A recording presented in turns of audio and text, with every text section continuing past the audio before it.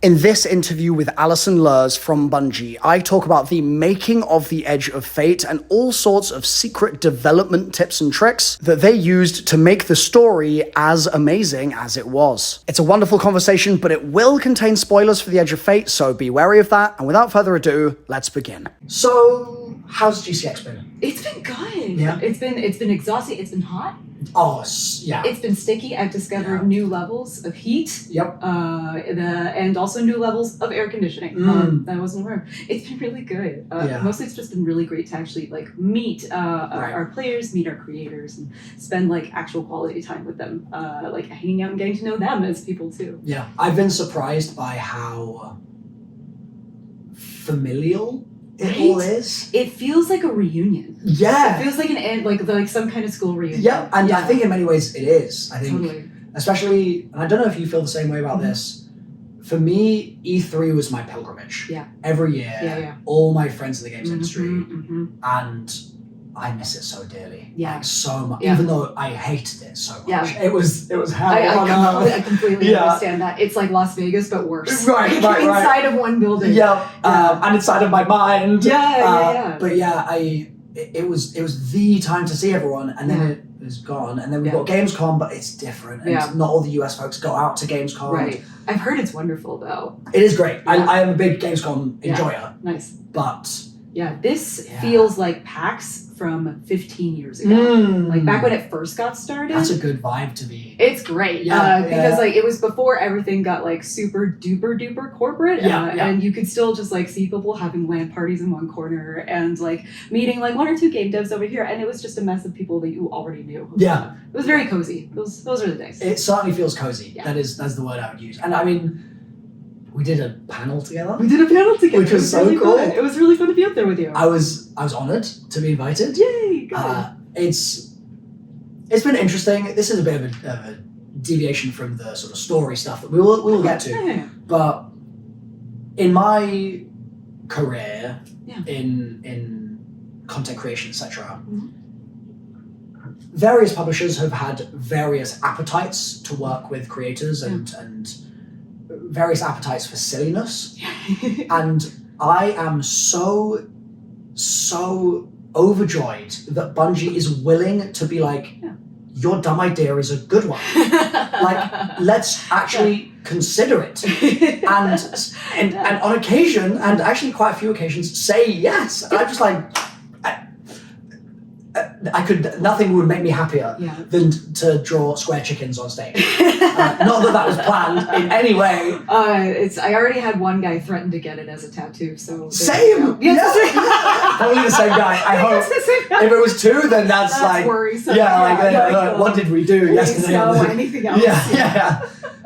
No, I feel you. The relationship between developer and creator should be one of mutual friendship.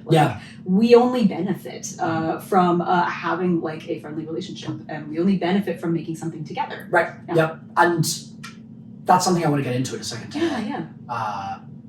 But yeah, it really does it's worth calling out that in all of the many things that we take for granted that Bungie do, in my view, being here seeing things with fresh eyes, their creator relations are really strong. Oh yeah. In a way that is surprising for the size of company that Bungie is.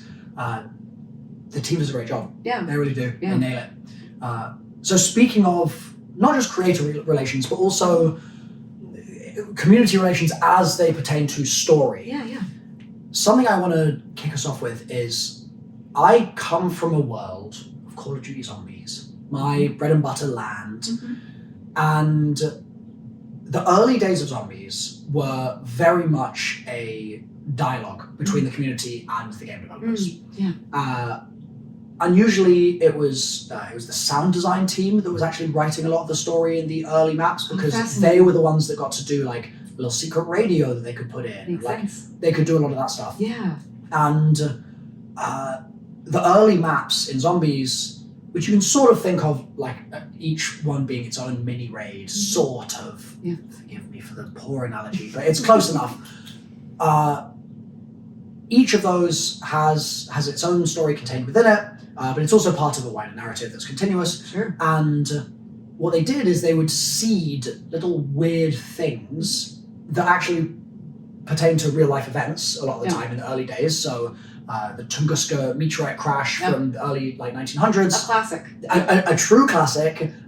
You can find the meteor in the map, and you're like, oh, okay, that's interesting that that's there. The flattened forest. Oh, okay. Yeah. The irradiated people nearby that had their skin was sort of blackened by the radiation, and their eyes were glowing a dull amber. That carries a funny similarity to the zombies. Like there's all this sort of stuff.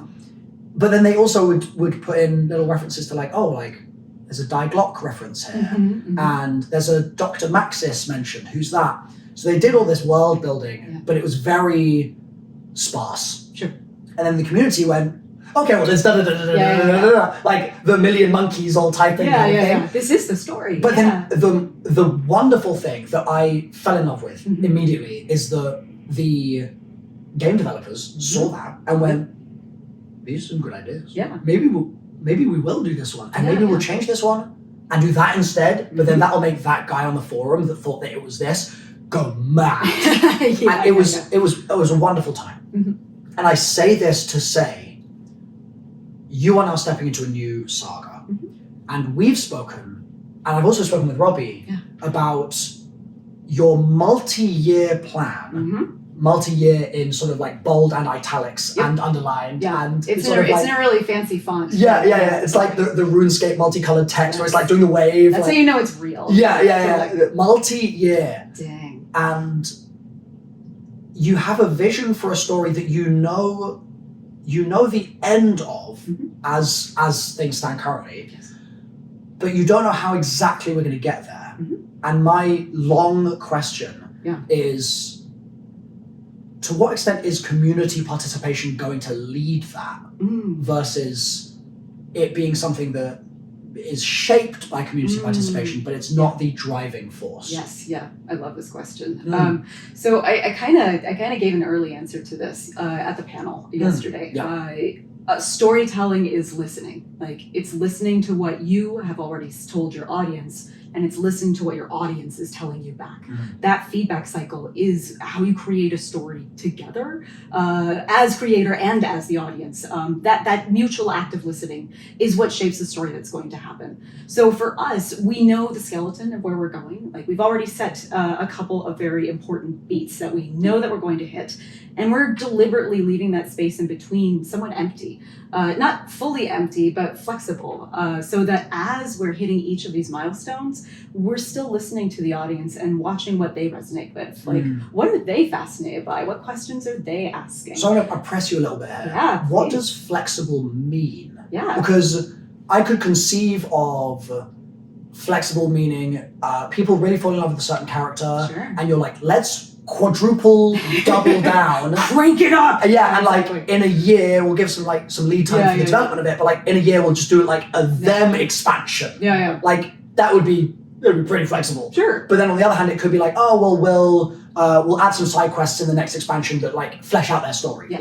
Like, what are we talking here? Yeah, I think we're talking about a balance. Because if we were to listen only to what the community is telling us, then that doesn't leave us with any. The conversation is just coming at us. We're not talking back to them. But if we're listening to what they're saying and listening for the notes underneath of what they actually want and what they're actually interested in, then we can respond to that by shaping what we want to make. The caveat to all of this is that whatever choices we make should be in service of what makes a good story, full stop. And a good Destiny story. Exactly. So it's a listening to what's the note behind the note of what is our fandom saying, like what are they responding to, and weighing that against what are our instincts telling us about taking a big risk that maybe they're not asking for quite yet because they don't know that they want it yet. Edge of Fate was a lot of that. It was a lot of big risks of like, nobody's necessarily asking for this. But listening to what they are not saying and what they're resonating with, I got a hunch they're going to like this. And so, bingo, we took a big shot and we took a big swing and it paid off. And that kind of flexibility. So being able to take a big risk, put it out there, see how people are saying, see what people are resonating with, and then use that to balance out a quality story. Okay, so When did that begin? Because you've been working on the game, you were working on Final Shape. I worked on Final Shape, yeah. And you're working on this now. So are there elements of Final Shape that you listened and were flexible with in the same mode of operation and then went, are there any examples you can give of like, we were going to do this with a character, but then we realized that the community was like thinking about this other thing, so we pushed, like, is there anything that comes to mind? Cade's death. Giving Cade a good death was really, really important. Okay. When we were making the Final Shape, one of the things that we wanted to make sure that we got right was that moment, making sure that he was there for a reason and a purpose. We were listening to the nightmare version of how things could go in the future potentially if we did it the wrong way. And so after we had a chance to like sit with that moment and really reflect on, okay, what makes a good death? Like what makes a worthy death? We then revisited that moment and were able to retool it so that it satisfied making sure Cade came back for a reason. Making sure that when he came back, he learned something along the way and grew as a character. His return would be cheapened if he was just there to be an observer rather than an active participant. So all of those things are kind of examples of us telling the future of like, if we did it the other way, like how could things have turned out and responding to that in turn. And a lot of that listening came from reactions from the community overall over many years. All of us who've been working on this game have been working with like large fans and fandoms for a long time. And learning how to read what your audience is going to say in response to something is much more helpful sometimes than responding to feedback after you're already done with something. It's a very similar sentiment to what Jason Blundell, ex-studio head and creative lead at Zombies, and Treyarch said to me personally several years ago at an event that we were at. He was like, sometimes, Milo, you've got to give them what they need, not what they want. Exactly. And he had a very clear conception of that and really drove in that direction. It's an endless struggle, though, to find the balance between thinking that you can predict that entirely and then also being like, oh, sometimes I just got to listen. Like, we've got to figure it out. I'm curious, with something like Cade's story in Final Shape, how do you write that? What is the process? Like, how many rewrites does that go through? how many sort of fingers are in the pie saying like, oh, no, that's not Cade. That doesn't sound like, do you have how do you distribute the work? Like, I'm so curious about so many parts of the process, but maybe we can use Cade almost as an anchor here. And it's thankfully then it's kind of spoiler free for Edge of Fate. Spoilers, it's spoilers, but like it's a year old, guys. Like, catch up. It's been a minute. Maybe we could talk through the whole building blocks of where you have the full story come from, and then how you delegate from there. We'll work in chronological order. So when we develop the story, it is developed largely like at a leadership level to establish what are the goals, like what are the vision, what's the vision, what are the principles. Then me and whoever the lead is will work out some of the basics of like, okay, here's like the simple story that we want to try and tell, and then we bring in the entire writing team. And when you say we work out the basics, are you post-it notes, moving around? Is that the process? It's post-it notes, it's bullet points. When I say simple story, I like to think as simply as possible. Like, if you had 7 sentences to tell this story, what's it about? And that's the extent of what we established before bringing in the entire writing team so that we can flesh out the whole thing. And so we'll break the story as a team. There's around 9 writers. For each expansion, there's around 3 or 4. And we leapfrog. So one half the team works on the summer releases, other half works on the winter ones. But whenever we're working, we work with everybody. We're all the brains make everything better. And so once we've got the full story, we then create a single document that breaks down the story by mission, by cinematic, by radios and vignettes, and then we assign it out.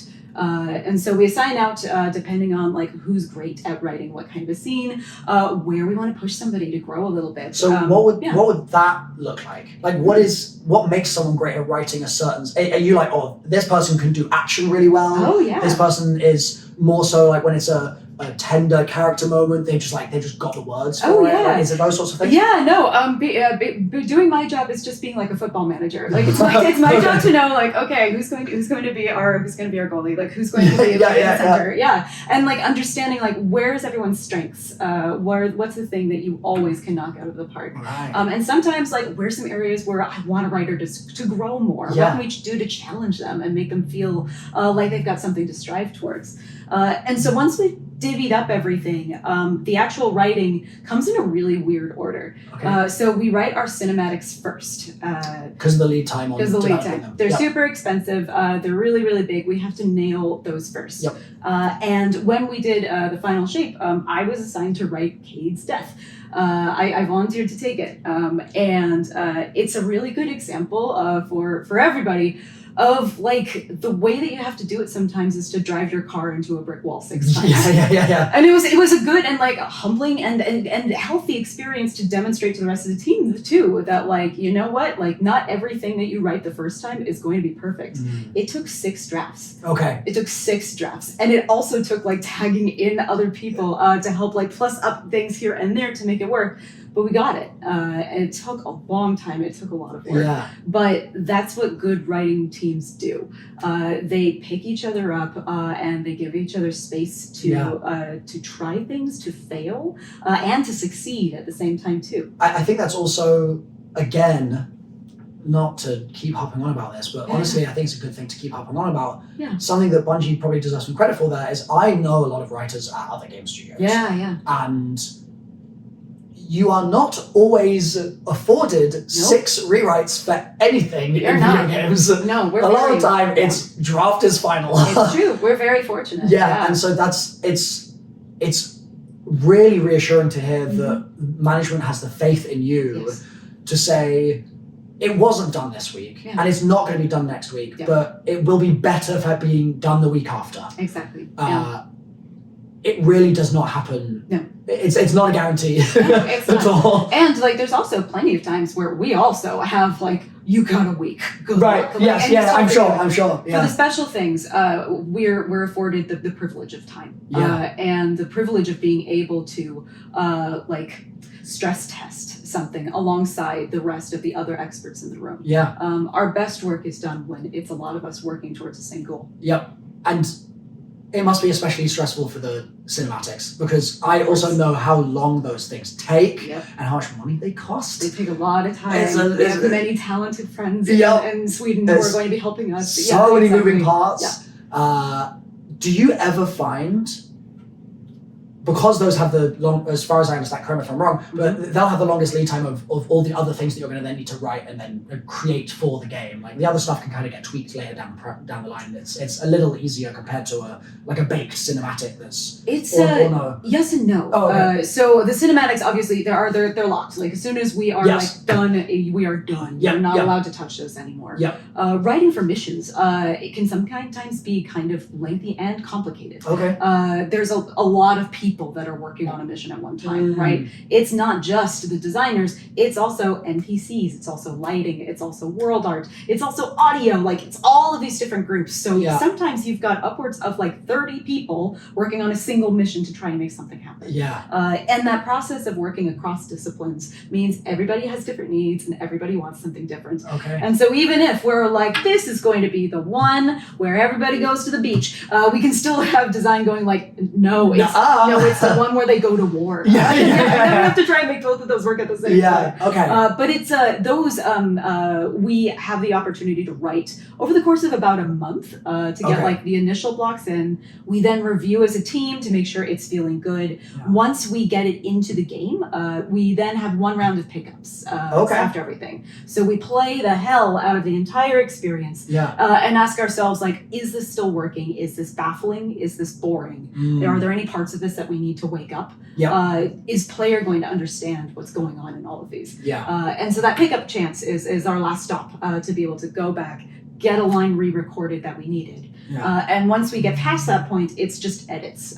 All you can do is edit and pray. So what do you do if, or do you ever get in the situation where you've got a canned asset that you decided on a year ago, and then you're like, we kind of don't want to go there anymore. like we want to sort of shift. Maybe it's even just a slight, if this character just said one word differently, then it would be fine, but they're mocapped and they're done and they say the word so perfectly, like, then what? Like, do you run into those situations? Or really? Totally, yeah. Okay. Less like a year ago and more like, man, I wish Ostrom 2 months ago. I thought about using this word choice instead. Yeah. But that's the game, right? Like, that's just kind of part of it. Game development, I suppose. Yeah, exactly. It's part of the process. So you've laid out the story, you've jumped in, you've picked people dependent on their strengths and weaknesses and where you want to challenge them, where you want them to grow, etc. You get into the situation where you just mentioned where with a given mission, you might have a month to go through that process. What about, like, where do lore tabs and like those sorts of other bits of writing fit into the mix? Yeah, those come later. So after we've written all of our scripts, we've got it all in game. We consider this being at a point called experience complete, and that means it's time for review. So this is when we'll be doing official analytics studies with outside partners who bring in like official like study groups to play through, give us feedback. It's also time for us to bring in creators to come and try things out for the first time and give us their honest feedback. And both of those are immeasurably helpful. We base a lot of our feedback off of, okay, what are the trends that we're hearing coming back? What are the big things that they're saying? What are those notes behind the notes, like I was talking about earlier? And so us on leadership will take all of that information, we'll go away together and decide like, okay, what are the key focus areas that we need to address? So rather than like making a list of like, here's 80 things that need to change, we're going to look through and go like, here's like the 4 things that we need to focus on. And so the narrative team will take that, and then it's time for our pickups that I mentioned earlier. And that's where we can implement those changes. After that's all finished, and we've got everything in the game, we've recorded all of our dialogue, it all sounds amazing. Which you would call something, is there a name for when, like... Oh gosh. No, we don't have a name. I was just curious. I'd be really fancy if we did. But once all the dialogue is in there and we're all done with the recording, then it's time for strings. So strings are just like the lines of every text that you see in the game. Somebody has to write all of that, and it's us. So we generate tons and tons and tons of strings in that period of time. After that's over, the very last thing that we do are lore tabs.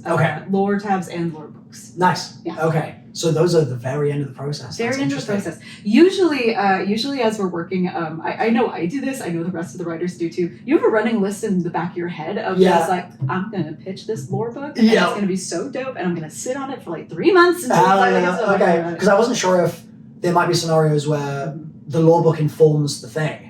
But I guess it's that you actually have a core conception of what the thing is. Exactly, And so that births the mission, which births the lore. Exactly, that core vision that starts off everything is going to be the thing that is connected to whatever that lore book is later. And usually the subject of that lore book is going to go in on either like new concepts that have been introduced or something unique about the release that we think deserves more screen time, even if we can't actually get it on screen in the game. So it's kind of a great way to give us another angle on the subject that we're interested in. Awesome. So I actually want to go back to something you said a moment ago about like the time where you would bring players in. Yes. And then you'd also bring in your focus groups. Yes, Something I'm always curious about in game dev, in all types of game, is I obviously only ever see the part of the process I'm involved in, which is the creative bit. And I am very opinionated, and I and thank you for that. I do my best to convey that in a way that's useful. What do you do in a scenario where Milo says good, focus group says bad? Then what? That's a great question. It's less, the way we see it is less about who's true and more about what's the thing actually that you're mad about? Like, what's the thing that you're actually bouncing off of? And did the focus group actually experience that? You have to weigh sometimes objective opinion versus subjective. Like maybe say you were playing through a level and there's a turtle and your feedback is, I hate the turtle, get rid of it. It's hard to tell sometimes if that's because you hate that turtle or if a turtle hurt your brother as a child or like there's a million different reasons for why someone might bounce off of something, which is why it's really helpful in those kinds of situations and in the focus group faster. To be able to like dig in and ask like, what about this thing? Like, what quality of it did you actually bounce off against? So, because everybody's right, like everyone's opinion is true. For our purposes, like what is the like nature of the feedback? Like that's actually the important part. Okay, and maybe the follow-up question to that is, should I ever think about that when I'm giving the feedback? Let's talk about giving feedback. Yeah. This is my favorite thing to talk about. Okay. When I first got here, I gave a PowerPoint presentation to the writers' room of this feedback methodology that I used back in my theater days. The theater people are very good at giving feedback. You have to be. Sometimes game developers are really bad at giving feedback because a lot of things fall into the realm of opinion, right? I hate that turtle. Valid. Why do you hate it? Like, what's wrong with it? If we instead focus feedback on what you can objectively observe, like from a neutral standpoint, this mechanic is slow. I am moving slower when I am doing this. Or I didn't understand what that second monologue was about. That kind of feedback tells us what you're bouncing off against. It tells us why it's annoying, and it doesn't cloud it in opinion so that we're not entirely sure if you're bouncing off the thing or some other prejudice you might have. Like, is this just your preference to be moving fast, or is it that you are objectively moving slow right now? Yeah. And that's the kind of feedback that we can action off of. A really good example of this was when we were doing reviews for The Edge of Fate, and we brought in some creators very, very early on. And the biggest piece of feedback that we got, at least on the like cinematics narrative side, was it doesn't feel like we're special when we meet the Ionians. They're just kind of there, like we just show up and they don't really care about us.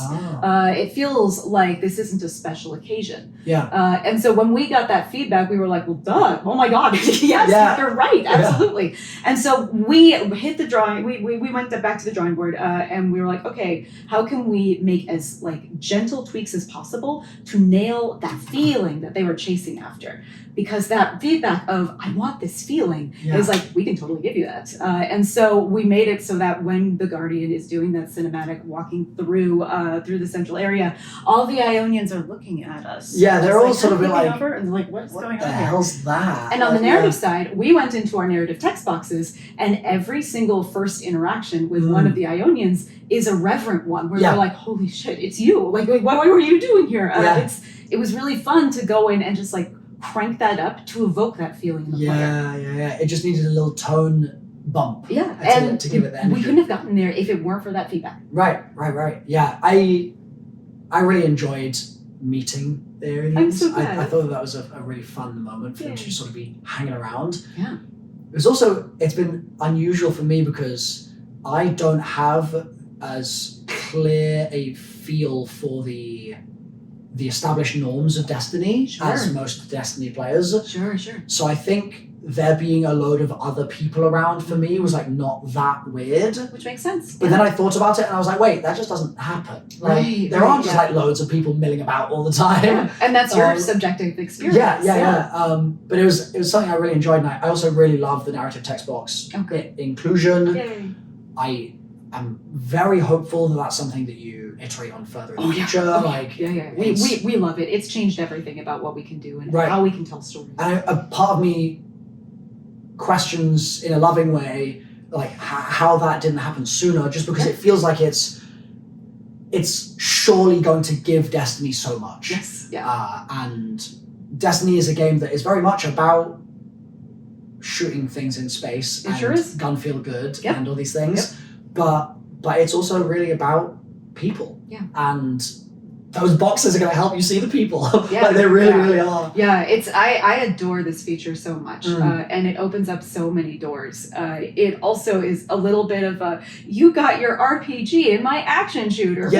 But also it like everyone who's ever played games in this modern age has had this kind of text box experience in something that you've played. Like this is a universal language, and they could be so powerful with so little. Just the like when I'm going to predict the future here, because this isn't something you've said, but like the moment where I am offered the option to say yes or no, I eagerly await with bated breath. Like it's going to be fun to choose our fate in those ways, and very pertinent for where we're going. So I really look forward to that. With regard to the future then, Yes, yeah.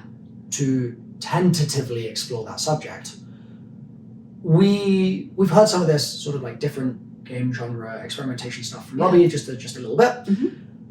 We know we're going towards Renegades. Yes. That is something that is coming. It's on the roadmap. It's out there. We know it exists. I'm going to sort of self-censor here because I think that it would be silly for me to assume that you can sort of tell me how Renegades ends already. But what I would love to hear is we're currently at the end of July. Mm-hmm. Renegades doesn't come out for a while. Yep. How do we get there? Yeah. What is the next like 6-ish months going to look like? Oh, is there a seasonal story? Are there going to be new missions? Is there what? How do we get from A to B? Like we've talked about, our seasonal structure has changed. We wanted to get away from the drip feed, and we know that players wanted to too. And so what the in-between space of story is going to look like, in between here and there, there's still going to be some bespoke missions that you'll get to play through. There is some story content that's going to be coming out between now and then, but we are focusing the majority of our narrative team's attention on making Renegades the best it can be. Okay. And as for like what the story is going to be like to take us there, let's consider our fridge and all the ingredients that we just put inside of it. Yep. We just put a prophecy in the fridge, a prophecy of extinction. We put in a dead 9. What does it mean if one of the 9 dies? How does that change the planet that it's attached to? And I think most interestingly, like, what are the other 9 going to do in response to this death? What plans and machinations might the outer 9, say, be having in response to one of the inner's deaths? Yeah, and now you have room for a stalemate. Yes. In a way that you maybe didn't do before. Yeah, it's a tie now. Right? Yeah, exactly. Totally. So it's like, ooh, that could be awkward. Seems bad. Yeah. And on top of all this, we're going to be doing some non-90s stuff that is still connected too. So we want the Edge of Fate to be the thing that blows the story outwards and connects to lots of different things in brand new ways. So we'll be meeting some new characters. We're going to be exploring some familiar places in unfamiliar ways. We wanted to make sure that Renegades feels like a definitively Destiny story. And so to set expectations, because I want to be careful that... I have to be careful too. We're trying to make sure that I don't put any words in your mouth, and that also I make sure that the words that you're saying are going to be received correctly. Yep. When you're saying, for example, things like when we meet some new characters. Yes. Are you talking about in Renegades? In Renegades. Yeah. Okay, because I think there was a world where that was interpreted as tomorrow. No, tomorrow! Yeah. Okay, yeah. No, down the line is the thing that we're buttoning up right now as we speak. Yes. Yes. Okay, cool. Is there, and again, if you can't, that's totally fine, but for the things between now and then, some new mission content, some new stuff that's going to happen, is there any sense for the scope of that you can give in terms of, would it be something that appears in the portal one day and it's like, oh, this is going to be a relevant thing for the future, and it'll be sort of signposted as like Renegades relevant? Or is it going to be... The answer is no. No, no, we see all of the content that we're releasing like in between our expansions as still part of the same story. So we are telling a continuous story. So is it going to pop up in Kepler, perhaps? It's those sorts of things. I truly can't remember off the top of my head. Fair enough. Yeah. But we wanted to make sure that all of this material in between, both like was appropriate. Like we wanted to make sure that we weren't hiding any big important things inside of content that maybe not everyone's going to be looking at the same time. But we also didn't want it to feel totally irrelevant. So we wanted to include characters who are relevant to the larger story, and we're talking about things that could help move that larger meta story along. So all of that is still important. Yeah. It's just not coming to you like flavor blasting every Tuesday. Yes, 6 weeks in a row. Yeah, and like every Tuesday, but for 9 minutes. Exactly. And it's like, or like, oh, you read a book one week, and then like, because that's something that I've actually weirdly not really experienced. Yeah. And then I did all of Revenant and Heresy all in the final day of the last expansion. I was just like, I gotta go. It's a lot of grinding. Oh my gosh. It was really fun. Yeah. It did unfortunately mean that I didn't play Echoes. Which really sucks because Maya is Maya now. We tried our best. Yeah, I mean, you gave me ample time and I just flubbed it. Oh no. We tried our best to make sure that even if you didn't play Echoes and you started playing Edge of Fate, you could still figure out who she was. Well, so this is the thing is I definitely have a feel for like I think she's got an amazing voice actor. Sure is amazing. She's God tier. Yeah. I love working with her. And having now played Encore so many times recently for mysterious reasons. Wow. Wonder why. Hearing like, what did you name our daughter? Elaborate. Like all of that just over and over. I'm just like every time I listen, I'm like, it's just getting better. It's like so somehow. Good. It's so good. Yeah. I'd love to talk about Maya a little bit. I'd love to. The Destiny community, I think, attached, as far as I can tell at least, looking back at it, to the Witness very warmly. I think that the Witness was, as far as I can tell, really well received and feared in an appropriate way. Yeah. And I'm so curious. What makes a good villain for you? Ooh. And what makes Maya a good villain? Oh my goodness. The first thing that comes to mind, a good villain is someone I want to spend time with. Okay. Even if I hate what they're about and I hate what they're doing, and you should despise whatever it is the villain is up to, but you also should want to spend time with them. Savathun's the best example of like a villain who's just like nasty. She's so mean, but also, man, I love spending time with her. What I love about Maya is that every time you are near her, she's reminding you that you're dirt, but also in a way that makes you want to be like, how did you get like this? Yeah. What made you so singularly cruel against people that you love? Good villainy is someone that should ask a question that you shouldn't be able to answer immediately. Okay. Yeah. I'm going to stew on that one a little bit. Please do. Yeah. I find that she, as a character, is. I'm someone that in sci-fi in general and that sort of media, I always find thinking about the power structures fun. Yeah. And the delineations between like, oh well, you've got these gods, but then you've got these like gods. And then you've got these like capitals, gods over here. And like those sorts of things. I just find that a lot, it's really fun. And I'm also a big mythology fan. So I spend a lot of time thinking about that with regards to the greats. In that structure then, like what makes Maya really interesting for me at least, especially with the end of the Edge of Fate, is that like she was the mortal who killed a god. Yeah, she's ascendant in some ways. Exactly. She's jumping a ladder rung. What if she's not? Because like there's going to be repercussions for doing magic that big. Anyone who's ever read any like of the classics knows you don't mess with the gods. You don't do that. There is a cost. There's a price that you have to pay. But she is so hubristic. She would never ever consider that, well, I killed a god because I had a tantrum. I'm going to be fine. Like, of course I'm going to be fine. I'm amazing. Like, there's only one of me. So of course she's going to be fine. It's almost like she's... I mean, I actually just cannot get enough of... I read a lot of sci-fi. And just the fact that she just pulled 3 out of like down a dimension. It makes me so happy. It's actually just such a good story. It's really fun too because like the way she did it is fully within the power set we already knew was established. The words that she says before she does it is she commands this thing like coward, come coward. And it walks and it doesn't want to, and then it explodes. And there you go.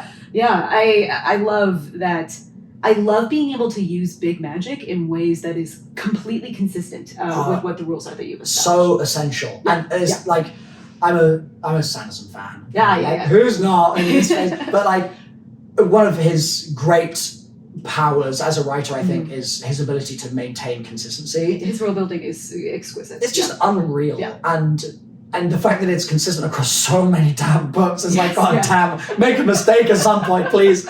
But I love the unfurling of his stories and constantly being like, oh, now I know that like this magic can do this and this and this, but it never feels like it's a twist just for the sake of a plot point that he needed. 1000%. It's like, no, of course it can do that. I could have done that from the beginning. I told you this was the rule. It was there. Yeah, exactly. And it something I think you deserve credit for, and your team deserve credit for, is that there wasn't really any moment in the Edge of Fate where I went, oh, they just made up the strange matter thing and like made up the new non-light dark stuff just so they could like get away with a story plot point that they preconceived. It felt much more like you kind of said, what do we already have? And how do we just use it in ways that it hasn't been used yet because we've been so busy using it for the light and dark stuff for so long. Exactly. And so it didn't feel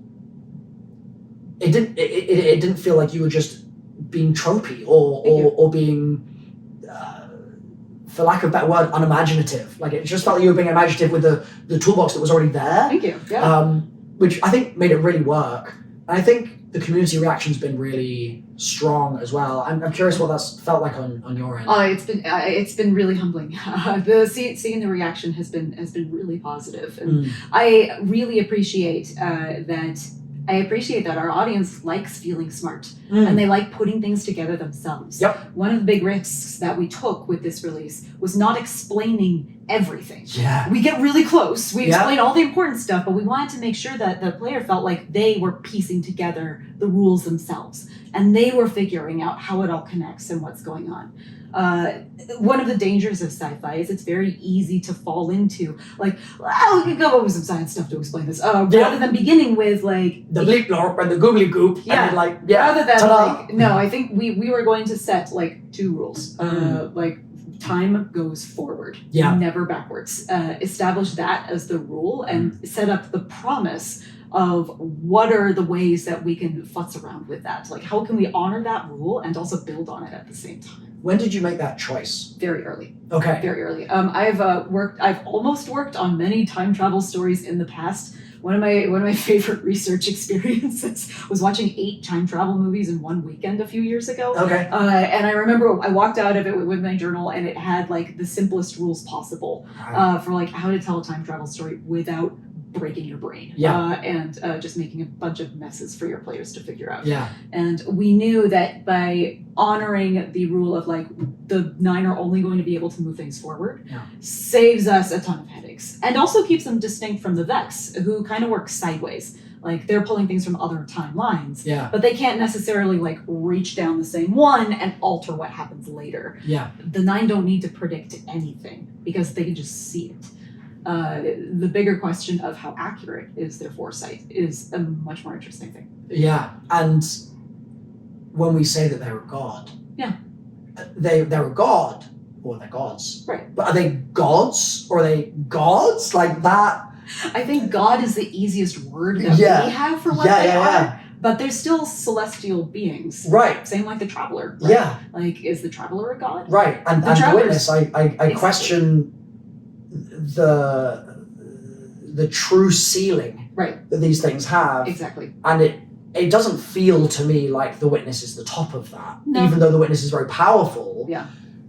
It feels, and this is coming from someone that doesn't know the lore, so I'm just sort of riffing here. No, you're doing great. But the sense that I always had is that the Witness had very grand aspirations and a grand vehicle to make it happen. But it was a little bit of it was a swing. Like it was not a sure shot by any means. It's high on its own supply. Yes, you know? yeah. You get a couple billion people in the same body, and suddenly you think you can do everything. And at the same time, we also have like gods in the way that the Hive gods are gods. Right. But I don't think that they're more powerful than the 9 by any means. And a god to who? Exactly. I guess becomes a question. They're believers, right? Like if you play into this system, into this philosophy that they have, then absolutely. But like a being in the 4th dimension can do things that we just cannot, as we learned. Right. So are there other rules that you also maintain, perhaps with relation to godhood, which are hard and fast. Because I've created some sci-fi stories myself over the years, and I know full well how necessary rules are. Yeah. One easy rule that we set for ourselves is we did not want the 9 to be responsible for the entirety of Destiny's history. Okay. That feels shitty, right? Yeah. Like that's just negating everything that happened. There's 1 or 2 specific like moments in Edge of Fate where we reveal where they did delicately and like purposefully intervene in something, but everything else, like they are pretty hands off. I love that they did nothing during the witness showing up. Yeah. I love that they just didn't get involved. And so I've seen a couple of community members say like, oh, like this cheapens the whole release if the 9 are just like they're manipulating all the puppet strings since the start and the whole game is now nothing. It's like no, that's taking the agency away from our players. Yeah. And from our characters. That's saying that like, well, nothing you did mattered. Congratulations, keep playing. Like, that's right. I think it's going to be, as much as I think you're right to, I don't want to say push back against it, because I don't think you're pushing back so much as you're asserting the narrative that you're telling. Yes. Yeah.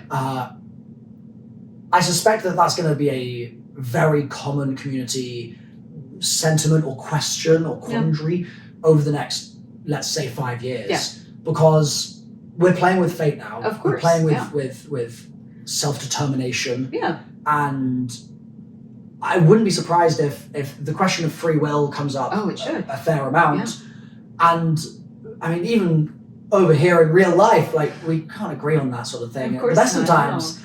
So I suspect there's going to be a lot of, but wait, if I don't have free will, yes, everything's pointless. Yes. And like I'm on autopilot, and like that sucks. But it's like, well, but maybe you should sit with that for a bit. Exactly. Yeah. and that is the question that we're asking. Yeah. Is like, do we make our own fate? Like, is that possible? And obviously, we're going to engage with that question and attack it from lots of different sides. But I just want folks to know that like it's the entire history of everything was not manufactured. Like our choices that were made are still real. But like the purpose of this saga is to poke at it in a way that makes you stop and think and have fun. So I encourage people to like have fun in a good faith way. Yeah. Well, to close us out here, we'll say 2 things.